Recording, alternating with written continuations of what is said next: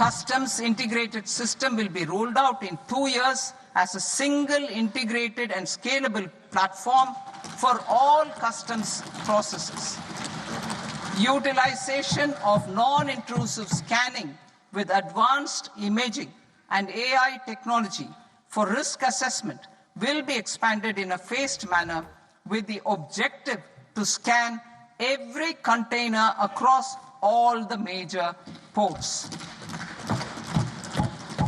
New export opportunities to support Indian fishermen to fully harness the economic value of marine resources beyond our territorial waters. The following measures will be taken. A. Fish catch by an Indian fishing vessel in exclusive economic zone or on the high seas will be made free of duty. Landing of such fish on foreign port will be treated as export of goods. Safeguards will be put in place to prevent misuse during fish catch, transit, or transshipment. To support aspirations of India's small businesses, artisans, and startups to access global markets through e-commerce, I am pleased to announce complete removal of the current value cap of 10 lakh rupees per consignment on courier exports. In addition, handling of rejected and returned consignments will be improved with effective use of technology for identifying such consignments.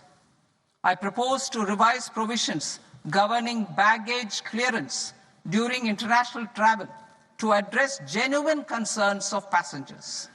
The revised rules will enhance duty-free allowances in line with the present-day travel realities and provide clarity in temporary carriage of goods brought in or taken out. There are honest taxpayers who are willing to settle disputes by paying all their dues, but they get deterred due to negative connotation associated with penalty. They will now be able to close cases by paying an additional amount in lieu of penalty. Honorable Speaker, sir, with this, I commend the budget to this august House. Jai Hind.